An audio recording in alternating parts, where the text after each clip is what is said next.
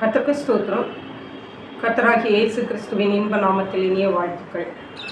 ஒரு மணி நேரம் வரை என் குருவிடம் சரித்திருந்தார்.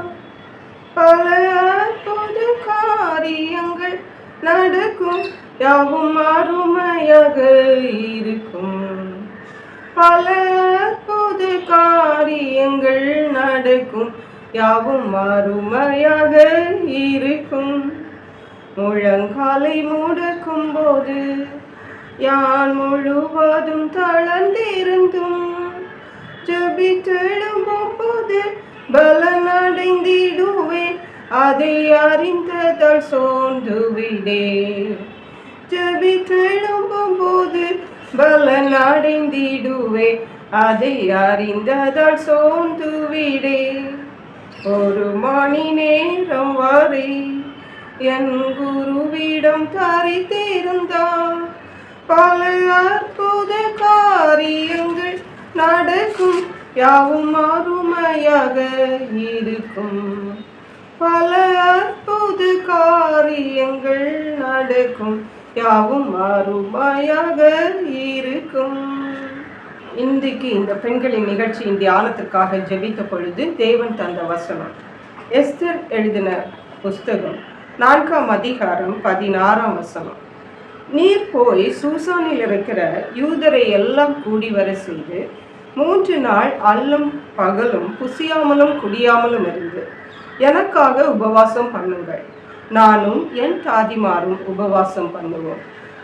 இவ்விதமாக சட்டத்தை மீறி ராஜாவினிடத்தில் பிரவேசிப்பேன், நான் செத்தாலும் சாகிறேன் என்று சொல்ல சொன்னார்.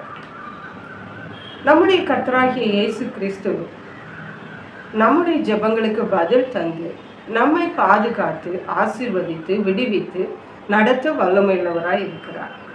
இந்த தேவன் நமக்கு இருக்கும் பொழுது நமக்கு என்ன கவலை? எஸ்தர் ராஜாத்தினுடைய வாழ்க்கையில் கூட நாம் பார்க்கும் பொழுது ஒரு பெரிய ஒரு சோதனை அவர்களுக்கு. ராணியாக இருந்தாலும் தன்னுடைய குலத்தையே அழித்து போடத்தக்கனதாக ஒரு ராஜாவின் கட்டளை பிறப்பிக்கப்பட்டது. ராஜா தன்னுடைய புருஷனாய் இருந்தாலும் அங்கே விதிமுறைகளை பின்பற்ற வேண்டியது இருந்தது. ஆகவே இந்த எஸ்தர் தேவனை தான் சார்ந்திருக்க வேண்டிய சூழ்நிலை. ஒரு ராணி என்று சொல்லி தன் புருஷனிடத்தில் போய் காரியத்தை சாதித்து விடலாம் என்று அவர்கள் நினைக்கவில்லை. மாறாக ராஜாவினிடத்தில் தன் புருஷனிடத்தில் போகிறதற்கே அங்கே சட்டம் தடையாக இருக்கிறதை பார்க்கிறோம். உடனே அவர்கள் எந்த பலத்தையும் யாரிடமோ எந்த பிரபுக்களிடத்திலோ ரெக்கமெண்டேஷனுக்கு போய் ராஜாவை பார்க்கிறதுக்கு போகவில்லை. ஆனால் தேவனிடத்தில் அவர்கள் போகிறதை பார்க்கிறோம். அங்கே மொர்தெகாய்க்கு சொல்லி அனுப்பினார்கள், 3 நாள் அல்லும் பகலும் புசியாமலும் குடியாமலும் எனக்காக உபவாசியுங்கள். அல்லேலூயா. நானும் என் தாதிமாரும் அப்படியே உபவாசம் பண்ணுவோம். இவ்விதமாக சட்டத்தை மீறி ராஜாவிடத்தில் பிரவேசிப்பேன், நான் செத்தாலும் சாகிறேன் என்று சொல்லதை பார்க்கிறோம். அருமையான தேவனுடைய பிள்ளைகளை, பெண்கள் ஆகிய நாம் நம்முடைய வாழ்விலே, நம்முடைய தனிப்பட்ட வாழ்க்கையிலே, குடும்ப வாழ்க்கையிலே, நம்முடைய வேலை காரியங்கள், பிள்ளைகள் காரியங்கள், புருஷன் காரியங்கள், நம்முடைய ஊழியங்கள், எது வேண்டுமானாலும் எப்படிப்பட்ட பிரச்சனைகள் வந்தாலும் சரி, நமக்கு உதவி செய்ய ஒருவர் இருக்கிறார்.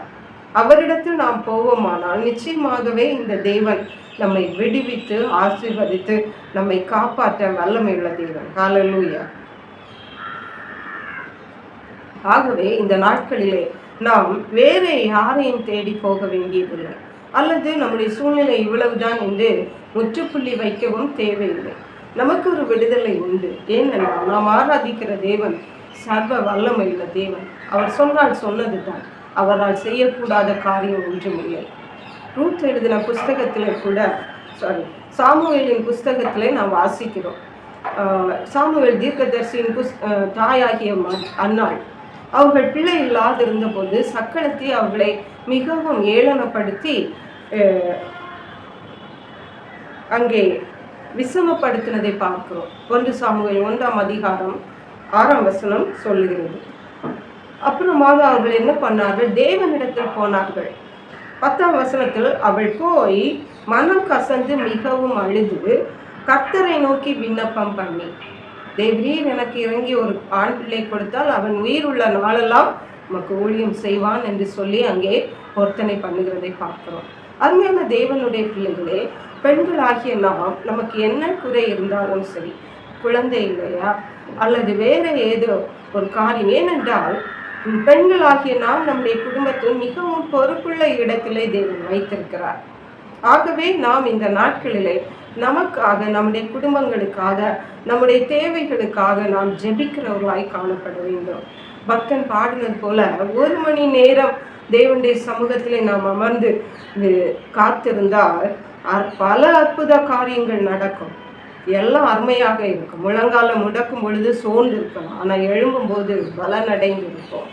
அருமையான தேவனுடைய பிள்ளைகளே, நீங்கள் யாராக வேண்டுமானாலும் இருக்கலாம். ஏழையாக இருக்கலாம், பணம் உள்ளவர்களாக இருக்கலாம், படித்தவர்களாக இருக்கலாம், படிக்காதவர்களாக இருக்கலாம், பெரிய பதவியில் இருக்கலாம், அல்லது கூலி வேலை செய்து கொண்டிருக்கலாம். எப்படி இருந்தாலும் சரி, எல்லாருக்கும் நம்முடைய தேவன் ஒருவரே.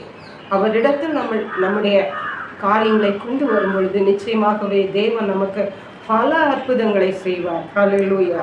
ஆகவே எந்த காரியத்தை குறித்து சோர்ந்து போகாமல் தேவனை நோக்கி ஜெபம் பண்ணி ஜெயம் வருவோம். கர்த்தர் இந்த வார்த்தைகளை ஆசீர்வதிப்பாராக. ஜெபிப்போம்.